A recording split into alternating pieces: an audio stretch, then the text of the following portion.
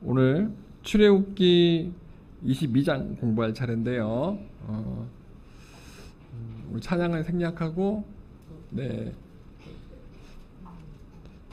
따릅시다. 일반 배상법, 도덕법, 십계명에 이제 그 8계명, 뭐 9계명이 또 오늘 또 중심을 또 이룰 텐데요. 출애굽기 1장부터 21장까지 복습해 보겠습니다. 저는 이제 화면만 넘기겠습니다. 여러분께서 눈으로 그 다음에 보시고 마음으로 여러분들이 낭독을 하시는 거예요. 설명을. 기억나시죠? 신해산 10가지 재앙, 출애굽, 네. 홍해를 건넜고요. 마라에 갔고 쓴물이 단물이 되는 변화.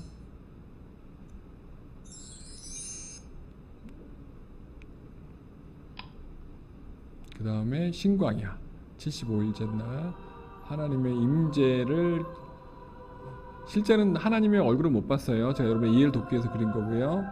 네. 빛이 내려왔어요. 네. 그리고 메추라기 주셨고 그 다음에 뭐 주셨죠? 만나를 주셨습니다.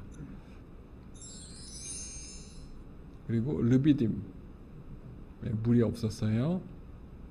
그래서 반석을 터뜨려서 샘이 나게 하셨고 또 전쟁이 있었어요.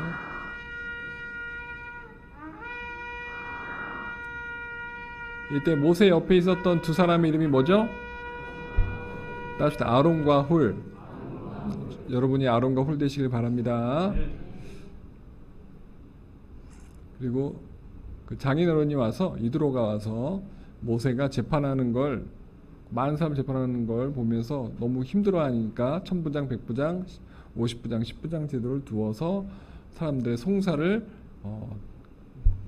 관여하고 재판해라 이렇게 조언해 주셨죠. 이제 시내산까지 이제 가게 됩니다.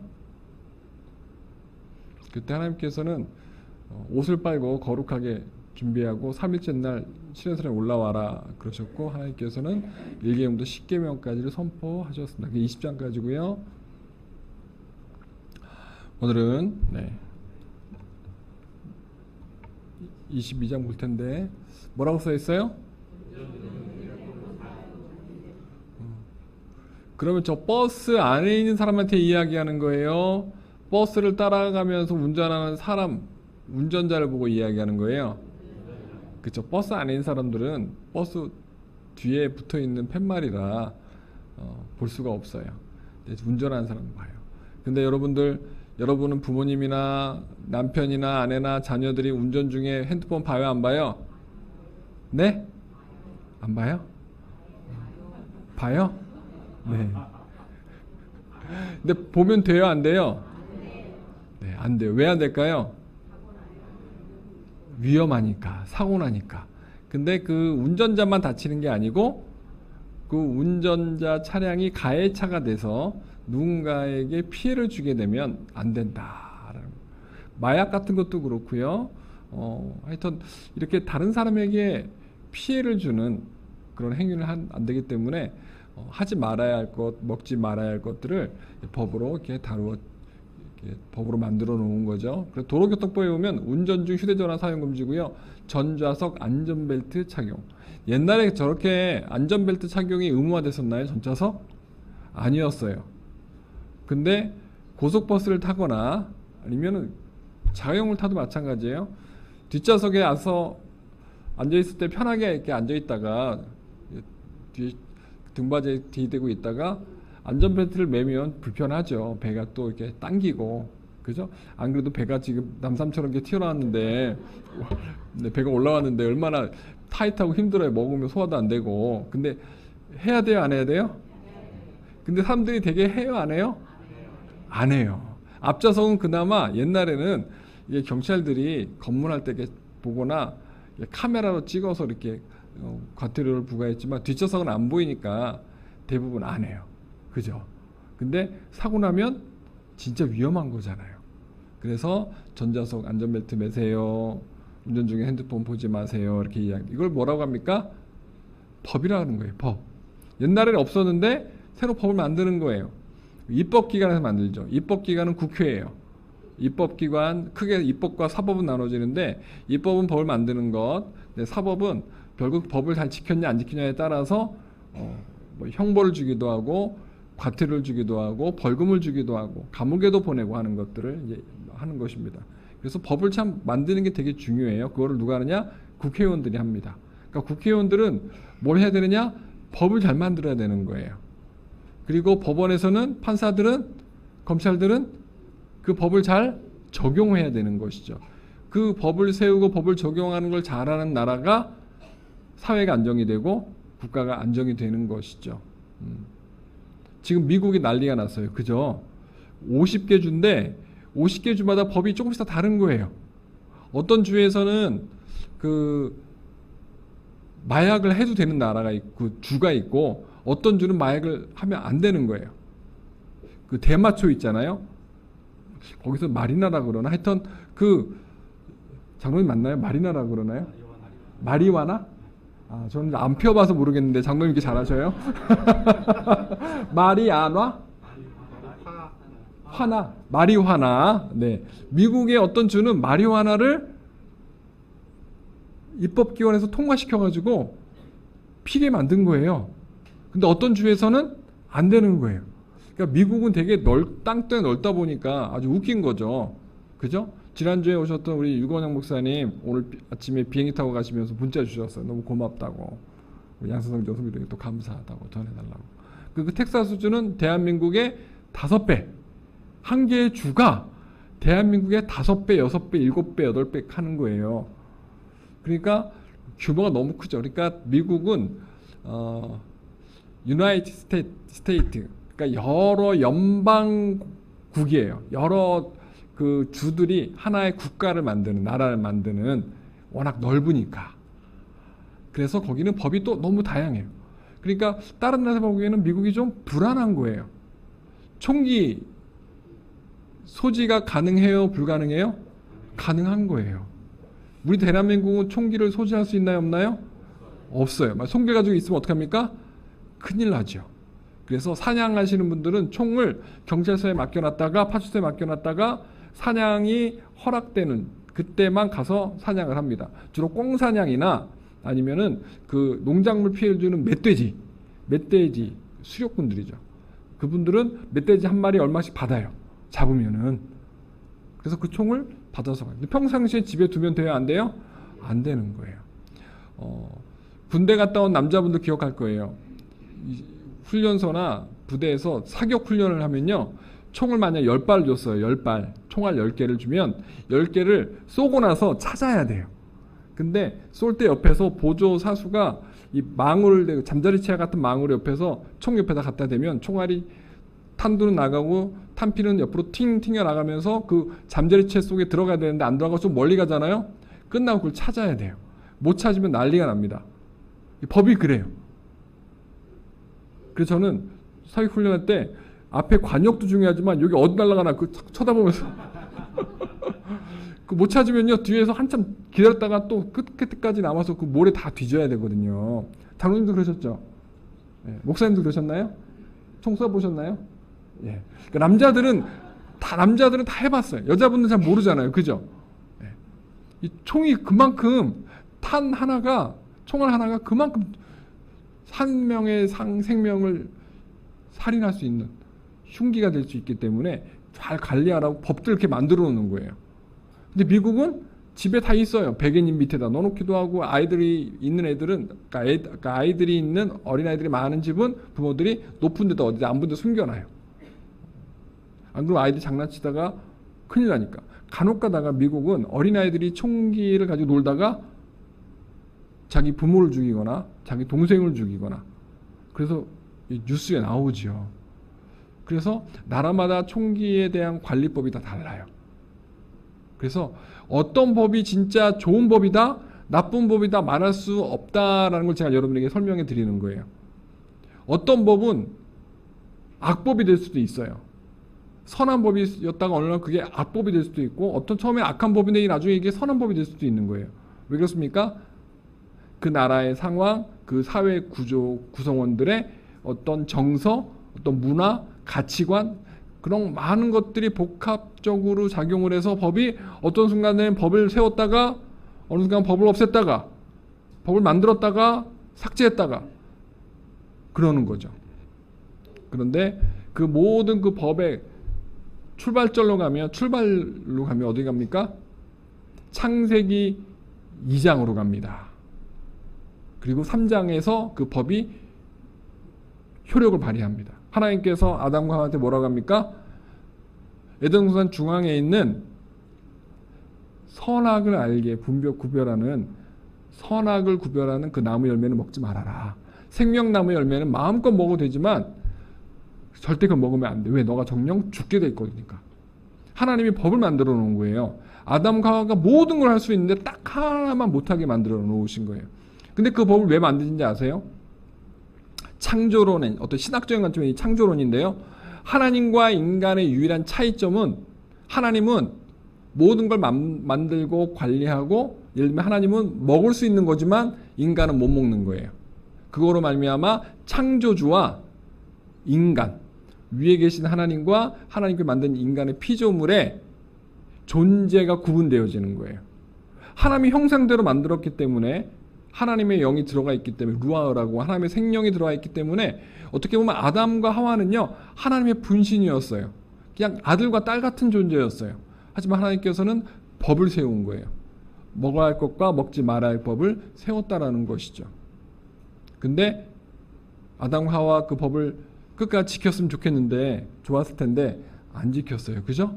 그래서 에덴에서 추방당합니다. 형벌을 받는 거예요. 그 창세기 2장과 3장을 보면 성경에서 하나님께서 처음에 법을 만드시고 그것을 적용한 사례를 볼 수 있어요. 그 위에도 마찬가지입니다. 구약을 보면요, 하나님께서 하라 하지 말라고 하는 것들이 어디 나왔는가? 출애굽기에 나온 거예요. 그것이 나중에 또 신명기에 다시 한번 또 40년 후에 복습이 된 거고, 저와 여러분들은 지금 출애굽기를 공부하면서 출애굽한 이스라엘 백성 하나님께서 법을 제정해 주시는데 그 법을 왜 제정해 주셨는가에 대한 의미를 알아야 돼요. 그 법을 만든 가장 큰 이유는 뭐냐? 이스라엘 공동체가, 출애굽한 이스라엘 백성들 사이에 사회가 구성되잖아요. 국가가 구성이 되잖아요. 이집트 밑에서는 이집트 법을 따랐는데 이제 이스라엘 법이 필요한 거예요. 이집트 법이 적용이 안 되는 땅에서 살잖아요. 자치국가가 되는 겁니다. 그래서 하나님께서는 너희들 안에 서로 화목하고 서로 불미스러운 일이 없도록 너희가 서로의 인간 존중, 서로의 인간됨을 존중하면서 서로 피해주지 말면서 화합하면서 살아라 하고 만들어주신 거예요. 무엇을? 10계명을 만들어주신 거예요. 그리고 10계명을 디테일하게 쪼개어가지고 어떤 계명은 어떻게 적용해야 된다라고 하는 실제 상황, 벌어지지 않았지만 앞으로 그런 일이 벌어지면 너희가 어떻게 대처해야 된다라고 적용법까지 말씀해 줬다는 거예요. 세부법까지. 그래서 10계명이란 큰 타이틀을 주셨고 그 10계명을 구분지어서 디테일하게 세부 설명해 놓은 것이 오늘 출애굽기 이제 20장, 21장, 22장 계속 공부하는 거예요. 목사님 너무 우리랑 너무 옛날 얘기 아닙니까? 아닙니다. 하나님께서 직접 만든 법이기에 가장 완벽한 법이라는 거예요. 수정이 필요 없는 법. 인간을 창조하신 하나님이고 이 우주를 만드신 하나님이기 때문에 그 법은 영원 불변한 법인 거예요. 그래서 1계명도 10계명 여러분들이 다 암송할 줄 알아야 돼요. 4계명이 뭐죠? 권사님들 4계명 뭐죠? 왔다리 갔다리 헷갈리고 딱 나와야 돼요. 1계명부터 4계명까지가 대신계명, 5계명부터 10계명까지가 대인계명, 인간과 인간 사이. 대신계명의 마지막은 뭐였죠? 4계명? 네? 권사님. 우리 교회학교 선생님들 뭐죠? 네? 성경 제일 앞을 찹찹 열어봐야 돼요. 주기도문, 사도신경 다음에 10계명이 있으니까 4계명이 뭐죠? 안식일을 거룩하게 지켜라. 5계명은 뭐죠? 야, 효도를 받아야 되니까 5계명 확실하게 하시네. 자녀한테 효도 받아야 돼, 용돈 받아야 되니까 5계명이 먼저 확실하게. 내 부모를 공경하라. 6. 살인하지 말라. 7. 8. 여기 뒤쪽을 이렇게 잘하셔요. 네. 9계명 거짓 증거하지 마. 그다음 10계명 탐하지 말라. 이웃권 탐하지 말라. 탐하지 말라. 거짓 증거하지 말라. 그런 법들이 이렇게 쭉 있는 거예요. 이게 1부터 10이 가장 기본 틀이고요. 핵심이고 그것을 세분화한 법들이 쭉 그래서 하라는 법과 하지 말라는 법이 있다고 이야기했죠. 그래서 그것들이 성경에 다 담겨져 있습니다. 그래서 이걸 공부하는 이유는 이 법은 완벽한 법이기 때문에 우리가 천국 가고 나서 우리 후손들도 계속 지켜야 할 법이기 때문입니다. 전 세계 모든 이 헌법, 뭐 민법, 뭐 여러 가지 법들이 있잖아요. 그 법들의 기초가 되는 것이 성경의 모세오경의 이 10계명이라는 거예요. 그래서 모든 인간 사이에서 인간 생활 속에서 인간의 구조, 사회 구조 속에서 반드시 인간과 인간 사이에 적을 만들지 말고 선한 이웃의 관계로서 서로 화목을 유지하기 위해서 반드시 필요한 법이다라는 것이죠. 우리가 공부하면서 여러분들 우리가 이제 한 줄 한 줄 공부하면서 뭘 느껴야 되냐? 나는 저런 상황이랑 비슷한 상황이 있었나 없었나? 그리고 내가 만저 상황이라면은 저렇게 내가 보상받을 수 있는 거구나. 가해자는 저런 또 중보를 받는 거구나. 처형을 받는 거구나. 이렇게 여러분들이 적용하면서 하나님께서 인간 삶에서 깊이 관여했다는 걸 여러분께서 느끼시면서 체크하면서 같이 보았으면 좋겠습니다. 개인적으로 불편하지만 여러 사람들에게 유익한 법들을 하나님께서 만들어서 사용하도록 했고요. 지금도 그렇게 하고 있어요. 그래서 출애굽한 이스라엘 백성들 위한 대표적인 10계명을 만들어 주셨어요. 그리고 더하기 10계명을 실천을 옮길 수 있는 다양한 법들을 추가적으로 만들어 주셨다. 무슨 법. 오늘은 도덕법을 배울 거예요. 그 다음에 손해배상법을 배울 텐데 지난 시간에는 10계명 중 5계명, 6계명 적용인데 남종법, 여종법, 손해배상법을 배웠어요. 2주 전에. 그리고 오늘은 7계명, 8계명 적용된 일반 배상법과 도덕법, 나그네법들을 이제 공부하겠습니다. 일반 배상법 1절부터 13절입니다. 꺼주세요. 지금부터. 네. 시간 관계에서 제가 읽어드릴게요. 사람이나 소나 양을 도둑질하여 잡거나 팔면 그는 소 한 마리에 소 몇 마리? 5마리로 갚고 양 한 마리에 양 몇 마리로 갚아라? 4마리로 갚아라. 이게 8계명 도둑질하지 말라는 건데 법 적용에 있어서 단순한 결과보다는 인간 내면의 동기를 더 중요시하는. 그래서 이것을 내가 고의적으로 했는가 우발적으로 했는가에 대한 차이가 있는데 1절에서는 고의적인 도둑들을 이야기합니다. 설명에서 계획적인 도둑은요, 소 한 마리를 훔치면 5배, 그러니까 5마리를 배상해 줘야 되는 거예요. 양을 4마리 훔쳤어요? 아니, 한 마리 훔쳤어요 그러면은 4마리 갚아야 되는 거예요. 그럼 4마리 훔쳤어요 그러면 몇 마리입니까? 16마리. 궁금한 게 있어요. 소는 왜 5배를 배상해야 되고 양은 왜 4배를 배상하라고 했을까? 혹시 여러분 아세요? 알면 저한테 좀 알려주세요. 성경에 설명이 안 돼 있어요. 근데 하나님께서 그렇게 만들어 놓으셨어요. 제가 봤을 때 개인적으로는 소가 더 비싸고 가치 있는 것이기 때문에 그리고 농사와 관계된 거예요. 이 소는. 그죠? 그러다 보니까 사람의 어떤 그 생계, 의식주의 식과 관련된 아주 중요한 것이기 때문에 또 농작물을 재배할 때 밭을 갈고 하는 그러한 필요한 농기구와 같은 존재이기 때문에 절대 다른 사람의 것을 해하면 안 된다. 그리고 훔치면 안 된다라는 것을 알려주는 어떤 그런 좀 더 큰 그래서 벌을 준 것이 아닌가라고 저는 생각을 해 보았습니다. 2절 3절 보면요. 도둑은 반드시 배상할 것이나 배상할 것이 없으면 어떻게 하라고요? 그 몸을 팔아 그 도둑질한 것을 배상할 것이요. 몸을 파는 건 뭐예요? 이제 노예로 팔려가는 거잖아요. 그죠? 네. 그래서 도둑은 자신의 몸을 팔아서라도 반드시 배상을 해야 된다. 그러니까 도둑질 해라 마라? 하라 하지 말아라? 하지 말아라 라는 것이죠. 이면 내가 이제 어느 순간 노예가 되는 거예요. 근데 그 당시에 그런 존재들이 그런 사람들이 있었다 없었다? 있었다라는 거예요. 이집트에도 있었고요. 그 다음에 고대 근동의 지역에 지중해 연안에 지중해를 중심으로 위쪽에 튀르키예, 그 다음에 남쪽에 이집트, 그 다음에 동쪽에 누가 있었습니까? 지금의 이스라엘, 요르단, 이란, 이라크가 있죠. 다 중동이에요. 그리고 고대 근동 지역이래요. 여기서 하나 잠깐 제가 팁 하나 드릴게요. 성경에 보면 목회자들이 성경을 풀이할 때 중동지역에 대해 고대 근동이라고 이야기해요. 근동. 우리한테는 저쪽이 서쪽이거든요. 근데 거기가 동쪽 지역이래요. 왜 그런지 아세요? 그 고대 근동을 붙인 게 유럽이기 때문에 그래요. 유럽에서 봤을 때는요, 동쪽이에요. 그래서 십자군 전쟁에 갈 때, 야, 우리 그 동쪽으로 가자! 동남쪽으로 가자! 그래서 그 지중해 쪽 지역을 그 역사학적으로, 지리학적으로 고대 옛날 근동 지역, 동쪽 지역이다. 그래서 뒤에 설명하면 또 더 재밌는 게 많은데, 오늘 주제가 좀 빗나가기 때문에 제가 여러분 설교할 때 고대 근동이라면 근동이 뭘까 하는데, 유럽에서 보았을 때 동쪽인 지금의 중동 지역을 말한다라고 여러분께서 이해하시면 되겠습니다. 그래서 이집트는 뭐 고대 근동 지역에 있는 그렇게 도둑에 대한 그런 형벌이 강했어요. 4절에 보니까 도질한 것이 살아 그의 손에 있으면 소나 나귀나 양을 막론하고 몇 배? 2배 갑절을 배상할지니라.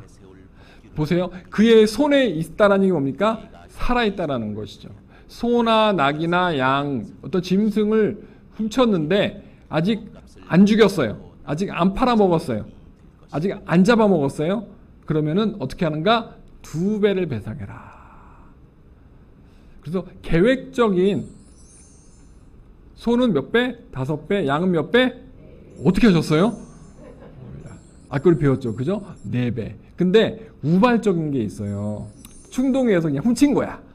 팔아먹지도 않고 주지도 않았어. 그때는 몇 배? 2배 갚어. 양도 2배, 소도 2배. 하나님께서 이렇게 디테일하게 세워주신 거예요. 이런 일들이 일어날 걸 아신 거죠. 그래서 혹시나 자발적이든 우발적이든 무조건 배상을 해라. 그만큼 다른 사람의 소유를 귀하게 여겨라. 탐하지 말아라. 도둑질을 하지 말아라. 이렇게 하나님께서 사회관계를 깨트리는 그러한 도둑질을 하는 것을 하지 말아라. 이렇게 이야기한 것이죠. 5절에 보면 사람이 밭에서나 포도원에서 짐승을 먹이다가 자기의 짐승을 놓아 남의 밭에서 먹게 하면, 자기 다 땅이 있는데 내 밭에 있는 내 땅에 있는 풀을 뜯다가 풀이 없어요. 다 뜯어 먹었어요. 옆에 밭을 보니까 풀이 아직 많이 남아 있어요. 야, 양아, 소야 이리 와봐. 저기 보이지? 가서 먹고 와. 이렇게 했다는 거예요. 물론 그렇게 손짓하지 않았겠죠. 데리고 갔겠죠. 그죠? 데리고 갔을 거예요. 그리고 풀 다 먹으면 데리고 또 왔을 거란 말이에요. 그걸 설명해 주는 거예요. 그래서 밑에 3번째 줄 보면 자기 밭에 가장 좋은 것과 자기 포도원에 가장 좋은 것으로 배상할지니라. 그러니까 의도적이에요. 의도적으로 남의 밭에 이 농작물에 피해를 주면 배상을 하는 거예요. 대신에 어떻게? 몇 배, 뭐 2배, 3배가 아니고 가장 좋은 것으로. 이게 뭡니까? 퉁치자는 거예요. 1대1로. 1대1로 하되 더 좋은 걸로. 이만큼 하나님께서는 아주 자세히 디테일하게 그 가치까지 이야기해 주고 있어요. 그러니까 훔친 사람, 남의 것을, 풀을 내 짐승이 뜯어먹게, 훔쳐먹게 한 것은 내 것을 보상하되, 배상해 주되 더 좋은 곳으로 줘야 되는 그런 부담감을 가지고 모험을 하면서 두려움 속에서 몰래 가서 훔쳐먹게 했다라고 여러분들께서 상상하시면 되겠습니다. 6절 같이 읽어볼까요? 시작. 불이 나서 가시나무에 댕겨 낫갈이나 거두지 못한 곡식이나 밭을 태우면 불 놓은 자가 반드시 배상할지니라. 댕겨는요, 옛날 성경이라고 이렇게 나왔는데 이제 붙어, 가시나무에 붙어 있는, 그리고 이제 거기에 있는 낫갈이나 이 거두지 못한 곡식. 거기 낫갈이가 뭔가 나달이 붙어 있는 볕단이나 보리단이 낫갈이래요. 여러분 아시는 분도 있고 모르시는 분이 있을 텐데, 낫갈이는 나달이 붙어 있는 볕단이나 보리단. 그래서 가시나무는 당시 울타리를 사용했다. 그래서 불이 나서 울타리 가시나무에 불이 붙었는데 이것이 옆에 쌓아둔 볕단에 아직 취할 쌀알이나 밀알이 있는 거에 타버린 거죠. 그렇게 불이 났는데 그것을 의도적으로, 방화범이죠. 의도적으로 방화한 사람은 어떻게 배상해라? 태운 곡식을 배상해야 된다라는 것이죠. 왜 옆에 남의 밭에 아니면 남의 집에다 불을 냈을까요? 뭐 이유가 있겠죠. 화가 났거나 싸웠거나 뭔가 내 농작물 저쪽 농기가 더 좋아 보였거나 배가 아파가지고, 그죠? 그럴 수도 있어요. 그럴 때는 내 것을 토해내야 되는, 배상해줘야 된다. 하나님께서 말씀해 주셨어요. 7절 읽어볼까요? 시작. 사람이 돈이나 물품을 이웃에게 맡겨 지키게 하였다가 그 이웃집에 도둑을 만났는데 그 도둑이 잡히면 갑절을 배상할 것이요. 하나님께서 저런 법까지 만들어 주셨어요. 보관 물품 배상법이에요. 따뜻한 보관 물품 배상법. 도둑이 잡히면 몇 배 배상? 2배 배상. 다시 한번 본문 들어가 볼게요. 사람이 돈이나 물품을 이웃한테 맡겼어요. 좀 내가 어디 여행 갈 테니까 좀 보관 좀 해도, 이런 거죠. 그런데 그 집에 도둑이 들었네요. 그랬더니 그 도둑이 잡히면 어떻게 합니까? 갑절을 배상할 것이요. 그러니까 내가 이렇게 그 남의 것을 대신 보관하는 게 부담이 되겠어요, 안 되겠어요? 부담이 되는 거예요. 그것도 도둑이 와서 훔쳐가면 내가 손에 또 2배를 보상해 줘야 되니까. 그런데 이웃집끼리 서로 이렇게 도와 살면 그럴 수 있잖아요. 서로. 그랬을 때 이제 저런 돈이나 물품이니까 이제 화폐와 같은 그런 물건을 사고 팔 수 있는 그런 가치 있는 것을 말하는 것이죠. 8절에는 도둑이 잡히지 아니하면 그 집 주인이 재판장 앞에 가서 자기가 그 이웃의 물품에 손댄 여부의 조사를 받을 것이며, 이제 이 형사들이, 경찰들이 그 신고한 집에 와서 조사하는 내용이 나옵니다. 도둑이 잡히지 않았어요. 그 집 주인이 재판장 앞에 가서 자기가 그 이웃의 물품에 손댄 여부의 조사를 받을 것이며. 저를 보세요. 이 마이크를 장로님이 여행 가신 분한테 맡겼어요. 이게 비싼 거예요. 몇 억짜리예요. 맡기셨어요. 그런데 이걸 잊어먹었네요. 근데 잊어먹은 것을 가서 재판장 앞에서 입증을 해야 되는 거예요. 내가 안 훔쳤다라는 걸. 뭐냐면 도둑이 안 왔는데, 도둑이 안 들었는데 요 마이크가 탐이 나가지고 내가 갖고 있다가 팔아먹어야지 하고 땅속에다 묻었단 말이에요.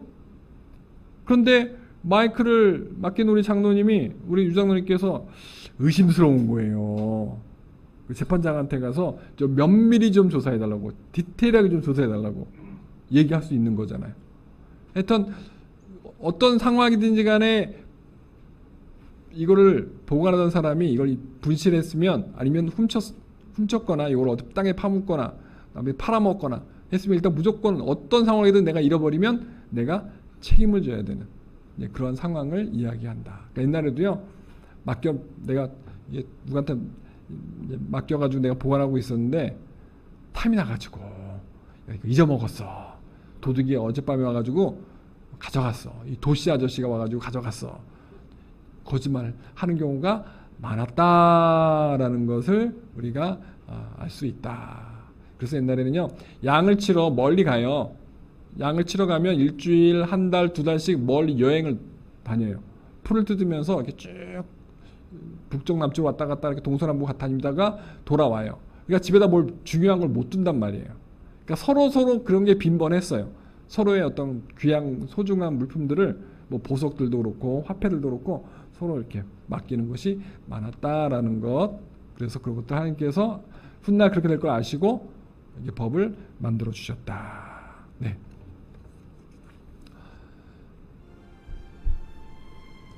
10절 11절 보면, 사람이 낙이나 소나 양이나 다른 짐승을 이웃에 맡겨 지키게 하였다가 죽거나 상하거나, 이제 이거는 물품이 아니고 짐승이에요.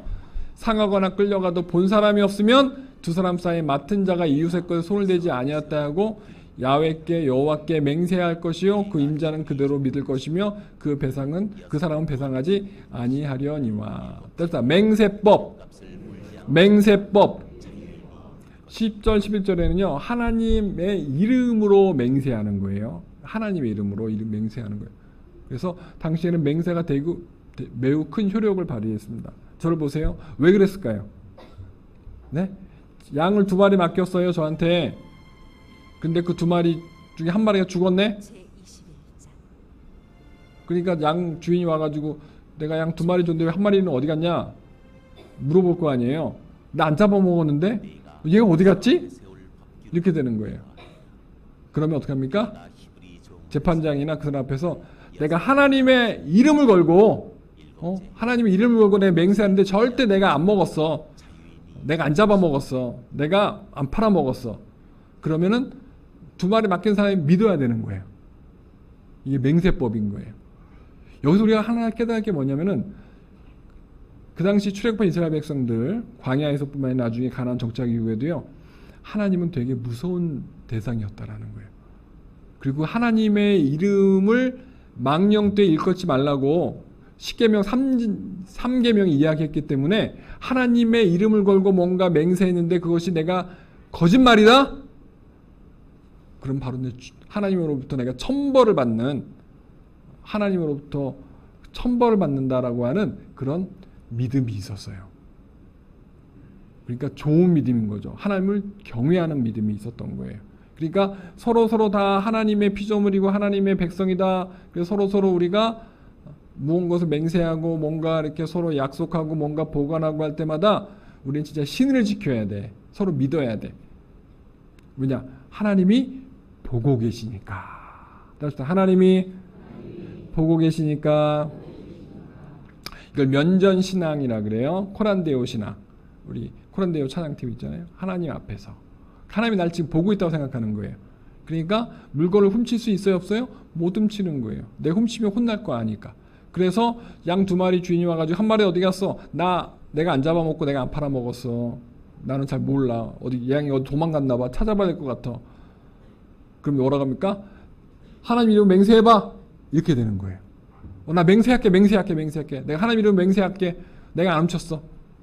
그러면 진짜 안 먹었네? 안 잡아먹었네? 믿고 가는 거예요. 그만큼 하나님의 이름이 사람과 사람 사이에 어떤 그런 여러 가지 문제의 송사를 해결하는 기준이 되었다라는 것. 저와 여러분도 남은 생에 주나라 할 때까지 하나님을 볼 수는 없지만 하나님이 내 앞에 계신 것처럼, 때로는 옆에 앉아 계신 것처럼, 내 뒤에 앉아 계신 것처럼 우리가 살아가야 될 줄 믿습니다.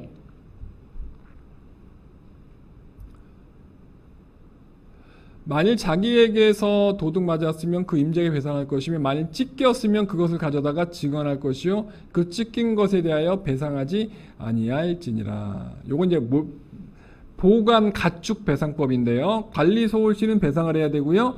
관리를 잘했는데 들짐승에 의해서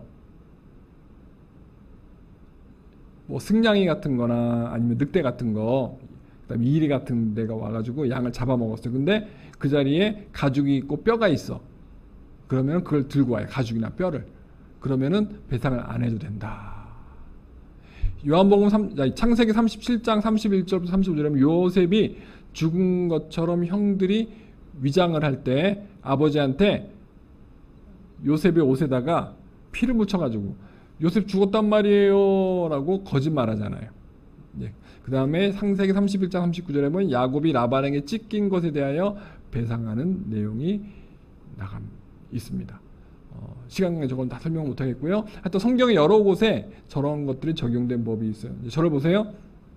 신약 시대도 마찬가지입니다. 이 목양법이라고 하는데 양을 치는 법인데 저 법이 신약 시대까지도 계속 이어집니다.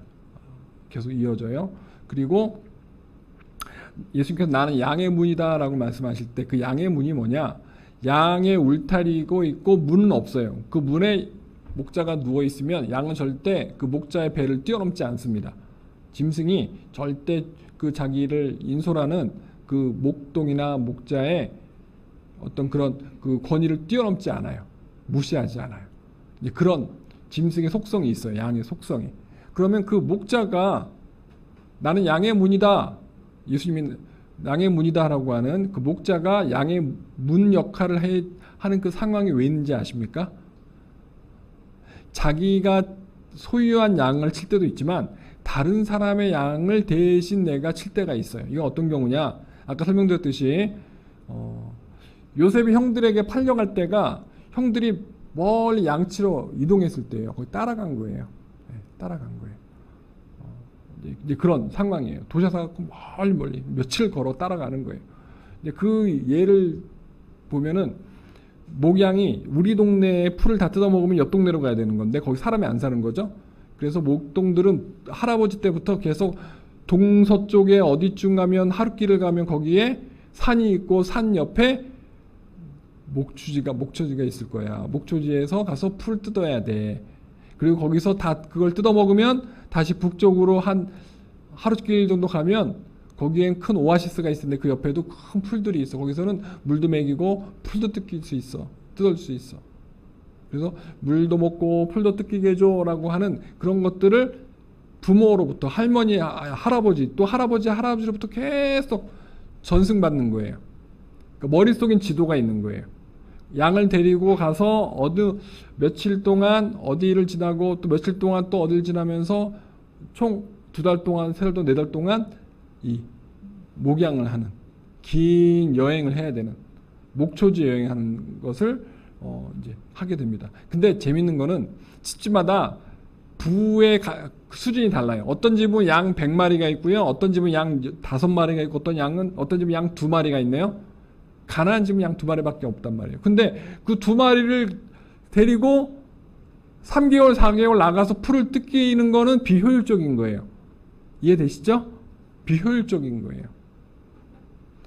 10마리 갖고 있는 사람도 10마리 먹여 살리겠다고 몇 달 동안 목초지 여행하는 것도 시간 낭비예요. 그래서 어떻게 하느냐? 100마리를 가지고 있는 그 주인이 자기 목동한테, 하인한테 시켜요.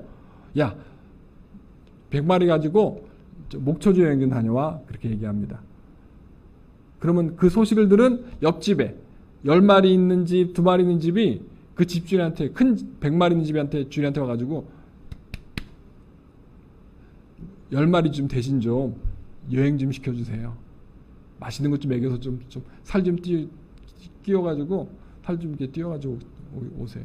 양 2마리 주인도 와가지고 100마리 주인한테 이 2마리 좀 맡길 테니까 좀 대신 좀 관리 좀 해주세요. 이렇게 되는 거예요.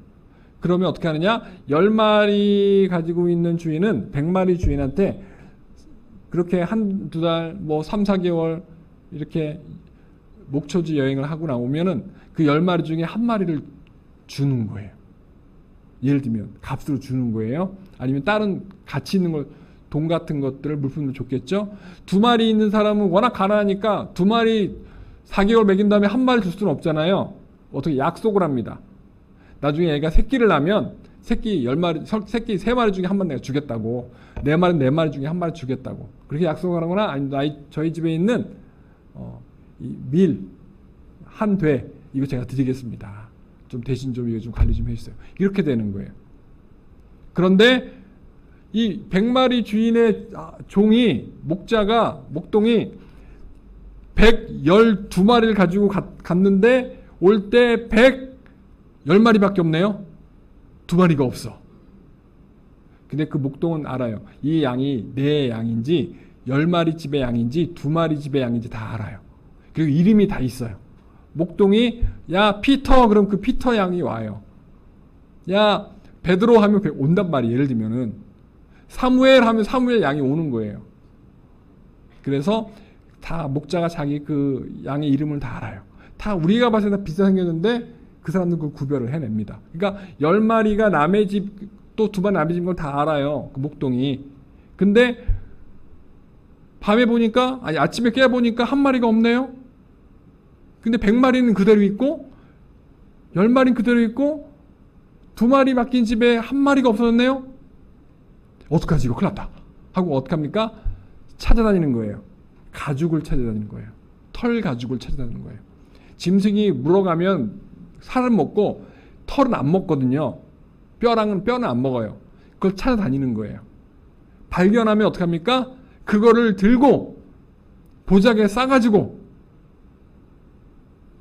아직 1달 더 남았는데 1달 다 여행하고 와서 갖고 오는 거예요. 주인님, 제가 10마리 2마리 해서 12마리를 제가 대신 가지고 왔는데 저희 양은 멀쩡한데 2마리가 없어졌어요. 보니까 1마리는 2집 거, 2마리 집 거, 하나는 또 10집 거네요. 그래서 제가 2개 보따리를 가지고 왔습니다. 맡겨야 돼요. 주인한테. 그럼 그 주인은 그 보따리를 어떻게 합니까? 2마리 주인한테 10마리 주는 거예요. 미안하다. 이거 내가 잡아먹은 것도 아니고 내 이 종이 잡아먹은 것도 아니고 들짐승이 잡아먹어서 이게 지금 가죽에 이빨 자국도 있고 피 자국도 있지 않냐. 이 뼈가 지금 이빨로 늑대 이빨로 이리 이빨로 지금 물어뜯은 자국이 있지 않냐. 이거 내가 먹은 거 아니야. 그럼 어떡합니까? 배상을 안 해도 된다라는 거예요. 그런데 그 100마리 목동이 아무리 찾아봐도 가죽이 없네요. 그러면은 갖고 온 보자기가 없네. 자루가 없는 거예요. 그럼 어떡합니까? 100마리 주인이 그 목동한테 자기 하인한테 야 그걸 찾아와 써야지. 아유 어떻게 그걸 잃어버렸어. 못 찾았어. 그래서 100마리 중에 2마리를 98마리 놔두고 2마리를 빼가지고 하나는 9마리 가지고 온 그 9마리 갖고 왔으니까 한 마리 보태가지고 10마리 주는 거예요. 대신에 미안하다. 이렇게 됐다. 근데 가죽을 못 찾았으니 내 양 줄게. 주는 거예요. 그리고 2마리인데 1마리밖에 없잖아요. 내 거 1마리 껴서 줄게 그냥. 배상해 줘야 되는 거예요. 그래서 목동은요. 시각도 발달해야 되고 청각도 발달해야 되고 후각도 발달해야 돼요. 양의 짖는 양의 그 우는 소리, 그 다음에 양이 어디 가서 막 짐승을 잡아먹히는 그 어떤 그런 소리 다 들어야 되는 거예요. 그리고 멀리 양의 그 사체가 있는지 찾아야 되는 눈, 시력이 좋아야 되는 거예요. 그리고 냄새, 짐승의 피 냄새, 양의 피 냄새. 막 뛰어다니다가 이쪽에서 나요, 이쪽에서 바람이 오면 저쪽에서 바람 부는 방향에서 피 냄새가 나는 그쪽 막 뛰어가는 거죠. 그래서 목동은 아주 탁월한 건강함을 갖고 있는 사람들이 몸값이 좋은 목동인 거예요. 그래서 4개월 동안 여행 갔다 온 그 목동한테 야, 너 수고했어. 내가 5마리 줄게. 이렇게 되는 거예요. 5마리 줄게. 뭐 2마리 줄게. 3마리 줄게 되는 것이죠. 그래서 능력 있는 목동은요, 한 번에 나갈 때 더 많은 양을 데리고 나가는 거예요. 그래서 A라는 집에 양도 가져가고 B라는 집에 양도 가져가고 C라는 집에 양도 가져가는 거예요. 그래서 그게 어떻게 보면 거기에 예를 들면 100분의 1이 내 월급이 될 수도 있는 거고 10분의 1이 내 월급이 될 수도 있는 거고 그 가는 떠난 목초지 여행의 기간에 따라서 또 다른 거죠. 그래가지고 오늘 하나님께서는 이스라엘 백성들에게 가장 그 음식 문화의 가장 핵심인 양은 털도 제공하고요, 가죽도 제공하고 살도 제공합니다. 여러분 양고기 드셔보셨나요? 요즘에 양고기가 되게 많이 파는데 양꼬치 안 드셔보셨어요? 마트 가면 양고기 뼈랑 이렇게 발라가지고 이렇게 팔잖아요. 그죠? 제가 한번 대접을 한번 해야 되나? 우리 여성교회랑 같이 한번 맛있어요. 꽤 약간 누린내가 나는 양도 있는데 요즘에는 가공을 잘해서 거의 냄새 안 나서 아주 맛있는데 전 제주도에 있을 때 많이 먹었어요. 거기에 유명한 양고기 집들이 많아요. 그럼 가서 같이 먹고 막 이렇게 손님들 오시면 내가 대접하고 그래서 많이 먹어봤는데 신방 가도 양고기를 주고 막 그래요. 제주도는 왜? 제주도에 목동이 있고 목장이 있어요. 양목장이 있어요. 한라산에. 그래서 이제 그런 양고기가 좀 서울보다는 좀 더 이렇게 또 접할 수 있는 그런 기회가 많아서 먹어봤는데 양고기 맛있어요. 소고기랑 좀 다른 맛이고 돼지고기는 약간 다른 맛인데 양고기는 어떤 특별한 육질의 그런 그 또 씹히는 맛도 있고 또 그 풍미가 또 있어요. 근데 저는 제 돈 주고 먹기에는 너무 비싸요. 좀 비싸다라는 단점이 있는데 하여튼 양고기가 그렇게 좀 귀해요. 그러니까 옛날이나 지금이나 사람의 삶 속에 특히 중동 지역, 더운 지역에서는 양이 굉장히 중요한 그 동물 중에 하나였다. 한국에서는 돼지를 제일 많이 키워요. 돈사가 제일 많아요. 그죠? 돼지고기를 제일 많이 먹고 그다음 많이 먹는 게 그다음 더 많이 먹는 게 닭. 양으로 하면 돼지를 더 많이 먹고요. 개수로 하면 닭을 더 많이 먹는데 하여튼 우리나라는 닭이나 돼지를 키우듯이 중동 지역에 있는 고대 근동 지역에서는요 주로 양과 염소를 키웠어요. 그 더운 날씨를 이겨낼 수 있는 거기에 특화되고 또 그 바위와 돌이 많은 그 광야 같은 돌 지역에서 돌산에서 뛰어다닐 수 있는 말굽과 같은 튼튼한 그 발가락이 있는 말굽이 있는 그 양의 그 굽이 있는 거죠. 또 염소 굽이 있는 거고 그것이 발달되어 있는 짐승이에요. 그래서 성경에 보면 오늘 하나님께서도 소나 양 배상할 때 5배, 4배 이야기하고 2배 얘기하는 게 바로 그 당시에 가장 밀접한. 그래서 출애굽한 이스라엘 백성들이 나갈 때 양도 엄청 많이 데리고 나갔어요. 자기가 키우던 양도 엄청 데리고 나갔어요. 소도 가지고 나가고 염소도 데리고 나가고 거기 뭐 닭이나 오리나 있었겠죠. 뭐 데리고 나가는 거죠. 광야 40년 동안 그거를 잘 관리하면서 했어요. 처음에는 잡아먹지 못했어요. 잡아먹으면 큰일 나죠. 새끼를 낳아야 되는데. 그래서 이제 나중에 40년의 삶 중에 38년 동안 가데스 바네라는 곳에 살거든요. 40년 동안 계속 왔다 갔다 한 게 아니고요. 시내산 북쪽에 가데스 바네라는 곳에서 38년 동안 살아요. 그리고 거기는 시내산에서 보면 다 보여요. 다 광야야, 광야.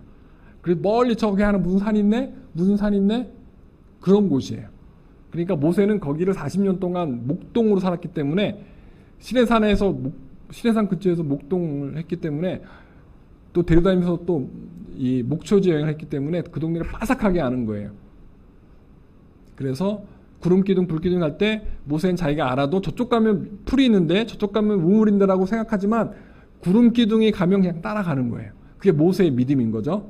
그리고 거기서 하나님께 주시는 신비한 체험들을 하는 거예요. 바위가 깨지고 거기서 샘이 터져나오고 그런 걸 모세가 경험하는 거죠. 그래서 가데스 바네를 38년 동안 살면서 그들이 뭐하냐? 열심히 양도 키우고 소도 키우고 정착 생활을 합니다. 그래서 그들에게 있어서 양은 굉장히 중요한 거예요. 그래서 절대 옆에 있는 다른 집에 있는 양을 훔치거나 내가 보관할 때 절대 그것을 내 것으로 취하면 안 된다라는 걸 하나님께서 미리 선전포고한 거예요. 그것이 오늘 출애굽기 22장에 바로 이 사람과 사람 사이의 윤리 도덕법, 특히 물품에 관한 또 짐승에 관한 법이 되겠습니다. 두 번째로는 이제 16절부터 31절까지 도덕법이에요. 도덕법. 여러 가지 도덕법이 있는데요.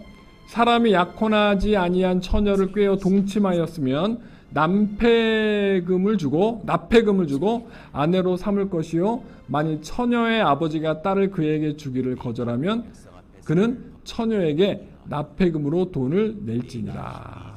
납폐금 제도를 제가 그때 설명했어요. 부모 또는 처녀에게 보상금을 주는 것이다. 요거는 짧게 설명하고 지나가고요. 18절에 보면 너는 무당을 살려두지 말라. 20절에 여호와 외에 다른 신에게 제사를 드린 자는 멸할지니라. 갑자기 여기서 우상 숭배 금지법이 나옵니다. 1계명, 2계명에 대한 게 살짝 도덕법에 살짝 끼었어요. 거기 외에 나 이외에 다른 신을 섬기지 말라가 1계명, 그리고 두 번째가 우상을 만들지 말아라. 이게 이제 2계명입니다. 3계명이 망령되이 이끌지 말라, 4계명이 안식을 거룩하게 지키라. 이거 이제 대신계명인데 거기에 우상 숭배 금지법. 18절에 보면 무당을 어떻게 하라고요? 살려두래요, 살려둘지 말래요? 되게 무섭지 않아요? 무당은 누굴 무당이라 그래요? 출애굽 당시 무당이 있었어요, 없었어요? 있었다니까요. 있었어요. 그 200만 명 중에 300만 명 중에 200만 300명 되는 엄청난 그 인구 중에 무당들이 있었다니까요. 왜 그렇습니까? 이집트에 살면서 그들이 하나님을 잃어버리고 이집트의 신을 섬겼고 이집트가 믿는 수많은 우상들을 섬겼고 그 신접하는 무당들을 곁에 두고 살았기 때문에 그래요. 우리 대한민국에도 옛날에 무당 있었어요, 없었어요? 지금도 있어요, 없어요? 물론 숫자는 줄었지만 옛날에는 무당 하얀 깃발 옛날에 많았어요, 그죠? 하얀 깃발 많았어요. 거기서 그냥 쿵쿵쿵쿵 막 갱갱갱갱 막 굿하는 거 여러분 보셨어요, 안 보셨어요? 저도 봤어요. 어렸을 때 많이, 초등학교 때 많이 봤어요. 요즘엔 근데 못 봐요, 그죠? 근데 영화에 보면은 TV에서 나오는 영화에 보면은 그죠? 무당들이 막 보니까 한복 입고 막 춤을 춰요, 그죠? 이상한 막 그 제의를 입고 제사 옷을 입고 무당 옷을 입고 막 이렇게 칼춤을 춰요. 막 방울 들고 막 흔들기도 하고 막 수도 한번 없어 막 어허 막 그러면서 막 뭐 그러더라고요. 뭐라 그런지 모르겠어. 어허 막 그러면서 악기를 쫓는 건지 뭔지 모르겠지만 이게 대한민국에 있었는데 그게 대한민국이 처음이 아닌 거죠. 그죠? 거꾸로 하면 다 성경에서 나오는 거예요. 왜 조상에 갔잖아요. 그죠? 노아의 후손들이니까 우리가 다 그때부터 내려온 거니까. 그래서 신을 보지 못하는 인간에게 마귀가 장난친 게 뭐냐? 눈에 보이는 신접자예요. 신을 접한 사람. 쉽게 말하면 신들린 사람. 신을 모시는 사람. 일명 통틀어서 그걸 우리가 무당이라고 하는 거예요. 무당. 그래서 이 유럽에 가도 있고요, 미국에 가도 있고요, 동남아에 가도 있고 다 무당들이 있어요. 근데 무당들을 보면 다 뭔가 이상하게 생겼어. 머리도 길고 얼굴도 화장도 진하게 하고 옷도 막 그냥 화려한 옷을 입고 막, 그죠? 그게 공통점 중에 하나예요. 그러면서 뭔가 하면서 막 이렇게 애워요, 그죠? 그게 신의 언어라는 거와는 기독교로만 그게 방언이죠, 그죠? 그 귀신의 방언을 합니다. 걔네들도 하는 거예요. 인간이 못 하는 뭐 하면서 신을 접하고 신이 나한테 이렇게 말했어 하면서 막 이제 예언을 하잖아요, 그죠? 예, 이제 그렇게 합니다. 그거는 결국 성경에 있는, 예를 들면 아론 제사장이 하나님의 그 지성소에 들어가서 하나님의 음성을 듣고 나서 선포하듯이 이제 그런 것들을 나중에 이제 카피해서 만들어진 아류작들이 그죠. 마귀가 만들어 놓은 것들이에요. 근데 출애굽 당시에 그 무당이 있었다니까요. 그래서 출애굽한 대부분의 99%는 아브라함 후손이고요. 한 1%는 이방 족속들이 껴 있었어요. 덩달아서 같이 출애굽한 이집트의 종들이 있었다니까요. 그래서 성경에 보면은 정통 아브라함 후손과 정통 아브라함 후손이 아닌 이방인들이 섞여 있어요. 그 중에도 특별히 우상 숭배하는 사람이 많았고 무당들이 있었어요. 그래서 하나님께서는 출애굽하면서 동시에 너희가 사회 공동체를 해야 하는 무당들을 보면 어떻게 하냐? 죽여버려. 이집트에서는 죽이란 말을 안 했는데 이제 광야에 오면서 하나님의 나라가 세워지면서 하나님의 민족이 세워지면서 이스라엘 나라 민족이 세워지면서 정확하게 법으로 만들어 놓으신 거예요. 무당은 이스라엘 공동체 안에 있으면 된다, 안 된다? 안 된다. 왜? 하나님이 왕이시니까. 그리고 하나님이 유일신, 유일한 신이기 때문에 그 위에 모든 잡신들, 귀신의 장난치는, 그러니까 마귀가 장난치는 둔갑한 귀신들은 결국 진짜 하나님이 아니다.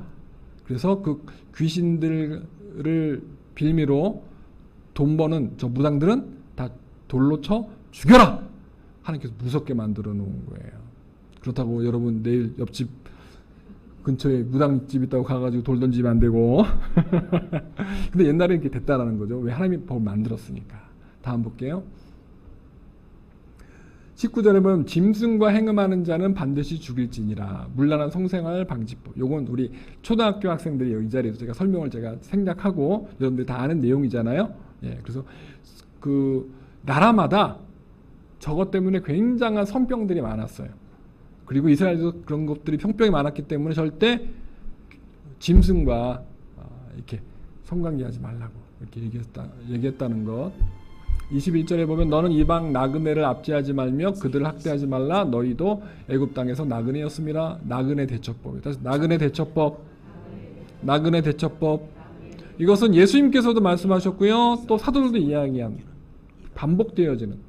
근데 그 나그네가 너희도 옛날 나그네였고 지금도 나그네야. 너희가 나중에 나그네가 안 되더라도 다른 나그네는 섬겨야 돼. 하고는 나그네의 섬김법에 대해서 설명하고 있습니다. 그래서 나그네를 압제하지 말며. 근데 그 나그네가 누구냐? 이방 나그네인 거예요. 같은 종족이 아닌, 같은 이스라엘 혈통이 아닌 이방 사람들, 그들을 학대하지도 말아라. 너희도 애굽 땅에서 나그네였습니다. 저를 보세요. 대한민국 사람들은 대림동, 가리봉동, 그죠? 그 다음에 안산 가면은 거기에 중국인들, 또 조선족들, 또 동남아, 뭐 필리핀부터 시작해서 뭐 캄보디아, 특히 인도, 외국 사람들 되게 많아요. 그죠? 대한민국 사람들이 그 사람들을 자기 회사에 취직시켜놓고 입사시켜놓고 어떻게 합니까? 또 불법 체류자지 하면서 월급을 안 줘가지고 그게 심각한 문제가 되고 있어요. 지금까지 됐었고 지금도 그런 관련된 것도 종종 TV에 나오기도 하고 영화에 그런 내용들이 또 이렇게 소재로 쓰이기도 합니다. 대한민국 사람들은요, 우리 과거 얘기를 좀 할게요. 옛날에 독일로, 광부로, 또 그리고 간호사로 갔어요. 그 다음에 한때는 사우디아라비아로 그 지금 하는 빌딩 지으러, 공장 지으러, 도로 깔러 갔었어요. 그게 1970년대부터 80년대 중반까지예요. 그때 많이 다녀오셨어요. 저희 어머님과 저희 아버님을 소개시켜준 그 이제 아주버니 아저씨가 있었어요. 그리고 그 아들이 제 가장 동기 친구였는데 어느 날 그 아저씨가 사우디를 가신 거예요. 돈 벌러. 그러니까 그 집에 가면 아저씨가 안 계셨어. 그리고 한 1년에 한 번씩 오시더라고요. 그리고 몇 년을 다녀오시더라고. 그리고 돈을 많이 벌어오셨어요. 돈을 아주 많이. 집 한 채 사시더라고. 그렇죠. 우리 아버지는 왜 집에 계시나라고 그 당시에 많이 생각했어요. 왜냐하면 몇 배를 벌어오니까. 근데 지금 우리나라에 오는 사람들이 캄보디아나 인도나 뭐 중국이나 여러 나라에서 옵니다. 베트남에서. 왜 올까요? 자기네 나라에서 버는 월급보다 5배, 10배, 20배 이상을 한국에서 버니까. 우리나라에서 한 5년만 하면 한 10년만 하면 빌딩 하나 세우거나 집 한 채를 사거나 뭐 그럴 수 있는 그런 갑부가 될 수 있으니까. 근데 우리나라가 옛날에 외국 가서요, 사우디 가서도 그렇고 독일 가서 얼마나 서를 많이 받았어요. 그죠? 근데 지금 어떡합니까? 우리가 우리나라에 온 나그네들인 외국 노동자들을 하대합니다. 은연중에 문화가 그렇게 되어 있어요. 좋은 거예요? 나쁜 거예요? 나쁜 거잖아요. 그죠? 어렵게 부모와 자식과 아내와 생이별해가지고 와서 건설 현장에서 노동하는 사람들. 저 제주도에 있을 때는요, 배에서 일하는 선원들이 다 거의 다 외국인들이었어요. 한국 젊은이들이 배 안 탑니다. 다 중국인이나 인도나 저기 말레이시아 그런 사람들이 와서 배에서 선원을 하는 거예요. 제주도에 마트에 가면은 서귀포에 마트 가면 외국인들이 되게 많아요. 들어보면은 얼굴 시커매요. 손도 막 갈라져 있고 손톱도 거의 막 무뎌져 있고 음식 고르고 뭐 집어다 놨다고 옆에서 보면요 손이 아주 시커멓고 손톱도 막 갈라져 있어요.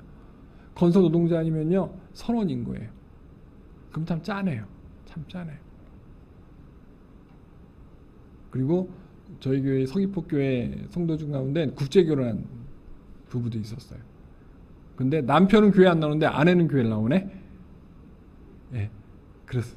베트남 우리 한 자매님은 딸 둘 데리고 주일마다 이렇게 나오고, 캄보디아 또 자매도 자기 딸 둘 데리고 이렇게 주일마다 이렇게 오고, 나중에 이제 한국말을 이제 배우면서 이제 한국말 설교도 잘 듣고 같이 이렇게 집에 신방 가면 그 남편 사진을 보면 한국 남편인 거죠. 근데 나이가 많어. 거의 아버지 뻘이야. 아버지 뻘. 좀 마음이 좀 아프지만 그걸 어떡하겠어요. 이렇게. 그래서 잘 애 낳고 사니까 축복 많이 해줬죠. 짠한 거예요. 그냥 나그네들을 보면요 그냥 짠한 거예요. 저는 홍콩에서 나그네 생활을 3년 했습니다. 홍콩에서 집 떠나서. 저는 향수병이 뭔지도 알고요. 그리고 홍콩은 그나마 이게 중국 베이스, 이제 중국인들이 만드는 홍콩이기 때문에 대한민국 어떤 그 동양인에 대한 그런 터부 체험이 없어요. 국제 도시니까. 근데 그 안에서 백인들은요 중국 사람들 무시합니다. 그 안에 있는 백인들, 영국 사람들 중심으로 세계에서 온 그 펀드 매니저들이 있어요. 금융가. 그 사람들은요 체구도 작고 얼굴도 왜소한 이 중국 사람들, 홍콩 사람 되게 무시하고, 홍콩 사람들 평균 키가 남자들이 170이 안 돼요. 165도 안 돼요. 되게 작아요. 여자들도 키가 150 정도면 큰 거예요. 남쪽에 내려갈수록 키가 작아요. 체구가 작아요. 근데 자기네끼리는 서로 위로해주고 살아요. 그리고 홍콩 사람들이 동남아에서 오거나 인도에서 오거나 거기 가정부를 일을 많이 해요. 가정부. 특히 필리핀 자매들이 많이 와서 홍콩에서 가정부를 일해요. 2년씩 계약제로. 대한민국도 얼마 작년인가 그거 한번 시행했었는데 지금 거의 없어졌죠. 실패한 건데. 근데 홍콩은 그 가정부 제도가 활성화되어 있고 홍콩 순복음교회 필리핀 예배가 따로 있었어요. 제가 갔을 때 한 50명, 제가 나올 때 한 80명 정도 됐던 것 같아요. 그래서 저는 아침에 한 예배 드리고 두 번째 예배는 영어 예배를 드리고 세 번째는 꽝동어 예배, 홍콩말 예배를 드렸어요. 하루에 주일날 저는 3번 설교하는 거예요. 그러면 영어 설교 통역하는 우리 청년, 또 그 꽝동말 하는, 그러면 홍콩 사람이랑 결혼하는 한국 여자 집사님이 홍콩말 잘하니까 제 한국 설교를 홍콩말로 번역해서 이렇게 해주시고, 그러면요 그 필리핀어들이요 주일마다 울면서 예배드려요. 그 필리핀 자매들 중에는 결혼한 아줌마들이 많았어요. 남편 자식들 위해서 온 거예요. 돈 벌러 온 거예요. 홍콩에 있는 외국 사람들 집에 가정부 들어가 있고 방이 0.3평? 0.2평이에요. 딱 침대 하나밖에 없어요. 그것도 부엌에 붙어 있는. 홍콩이 원래 다 집이 작거든요. 홍콩은 15평이면 호화주택이에요. 10평이면 준수한 거고 평균 5병, 6병, 7병에 4가족, 5가족, 6가족이 살아요. 거기에 가정부가 껴있다고 생각해 보세요. 그런 필리핀어들이 고생하면서 돈을 벌어서 필리핀에 보내고 주일마다 교회 와서 가족이 보고 싶어 울면서 예배드립니다. 그럼 제가 이제 필리핀 말은 모르지만 영어 찬양을 하면 다 영어 찬양을 하거든요. 필리핀 영어권이었기 때문에. 그러면 영어 찬양하면서 막 우는 거예요. 그리고 자 페스터 땡큐 땡큐, 그러니까 필리핀 영어죠. 땡큐 땡큐 하면서, 그리고 어떤 자매는 내 앞에 와가지고 이렇게 찍든가, 천주교 출신인 거예요, 필리핀. 근데 친구 따라서 우리 교회에 와서 성도가 된 거예요. 저한테 인사할 때는 꼭 이렇게 사자서 이거 찍어요. 성부성자 성실 찍더라고. 예배 때 다 울어요. 그 중에 40대도 있고 30대도 있고 20대도 있어요. 남편이 바람 피워가지고 우는 필리핀어도 있었고요. 또 아이들이 보고 싶은데 아이들을 못 보니까 막 우는. 그래서 저는 그 나그네의 그 눈물을 저는 3년 동안 봤어요. 저도 나그네였지만, 저도 힘들었지만 저보다 더 힘든 나그네들, 타향살이 힘든 그런 모습들 제가 봤어요. 그래서 한국엔 저는 그 해외 근로자들 있죠. 저는 다 짠해요. 홍콩에서 경험해봤기 때문에. 근데 우리는 그렇게 그들을 존중하지 않아요. 그들은 물론 문제도 일으키고 뭐 분위기도 험악하게 만들고 뭐 그럴 수도 있어요. 하지만 다 그런 게 아니잖아요. 그러니까 저와 여러분들은요, 우리 나라에 온 외국인들을, 나그네들을 주님의 사랑으로 잘 보살피고 섬겨야 될 줄 믿습니다. 그리고 지금부터 3,500년 전에 이 성경에 있는 이 출애굽 당시 있었던 이 당시에도 그렇게 이방인들에 대한, 나그네에 대한 존중하는 그러한 것들을 하나님께서 직접 코치해 주셨다, 가르쳐 주셨다. 그래서 우리 교회에 오는 외국인들뿐만이 아니고 새신자들도 우리가 주님의 사랑으로 섬기고 또 도와달라고 누가 오면 또 섬겨주고 하는, 우리가 사랑의 공동체, 섬김의 공동체 될 줄 믿습니다. 오늘 여기까지 할 것 같아요. 22절부터는 다음에 하도록 하겠습니다. 오늘 설명하다 보니까 좀 시간이 좀 지났는데요. 나머지는 다음 주에 또 이렇게 하도록 하겠습니다. 법들이 너무 많죠? 저 설명하기 힘들어 죽겠어요. 이거 주석책 공부하고 이거 막 그 시닥책 공부하면서 이거를 어떻게 이걸 저도 공부하면서 해야 되니까 힘든데 재밌더라고요. 그리고 아까 얘기했지만 처음에 얘기했지만 이 모든 법의 기초를 만드신 하나님께서는 인간과 인간 사이에 사랑과 화합과 또 하모니, 같이 무언가를 창조해내고 또 하나님 앞에 영광 돌리는 그런 모습까지도 다 하나님께서 머리에 다 계산하시고 이 법들을 만드셨다라는 것. 그래서 저와 여러분들은 이 법을 우리 이 시대에도 적용할 뿐만이 아니라 여러분의 가정에도 적용하고 또 개인에도 적용했으면 좋겠습니다. 단단한 거 오늘 두 가지입니다. 하나님을 향하여서 어떻게 믿음 생활을 잘하는, 우상 숭배하지 않고 하나님을 향하여서 우리가 거룩한 성도가, 거룩한 예배자가 될 줄 믿습니다. 두 번째로는요, 나그네를 섬길 수 있고 나그네를 축복해 줄 수 있는 그런 작은 예수가 될 줄 믿습니다. 믿습니다. 기도하겠습니다. 하나님, 출애굽기 22장에 나온 손해배상법과 여러 가지 도덕법들을 배웠습니다. 인간관계의 법들을 배웠습니다. 이 법들이 하나님께서 인간들의 삶 속에 은혜와 평강을 위해서 만든 법이라고 우리가 이 시간 나누었습니다. 우리가 성경 말씀을 공부할 때, 또 성경을 읽을 때 하나님께 나에게 주신 레마의 말씀이 있습니다. 또 성경에 기록되어져 있는 로고스의 말씀들도 있습니다. 그래서 문자로 된 로고스 말씀이나 내 마음에 주시는 내적 음성, 레마의 말씀이나 항상 그 말씀을 우리가 순종할 수 있는 자세가 되어지게 하여 주옵시고, 내 가정을 작은 천국 만들고 작은 에덴 동산 만들 수 있고, 내 일터와 내 자녀들과 함께 삶이 작은 천국으로 만들 수 있는 은혜를 부어 주시옵소서. 그리고 우리 안에 십자가의 사랑이 필요하고 마가다락방의 성령의 은혜가 필요합니다. 9가지의 열매도 필요하고 9가지의 은사도 필요합니다. 이제 저희 찬양을 기도할 때 성령의 기름 부어주시고 저희들이 작은 예수로 변화되는 축복이 있게 하여 주시옵소서. 이틀 찬송 중에 거하셨던 주님께서 이 시간 저희 양성전의 찬양 가운데 임재하시며 기름 부을 줄 믿고 예수님의 이름으로 기도드렸습니다. 아멘.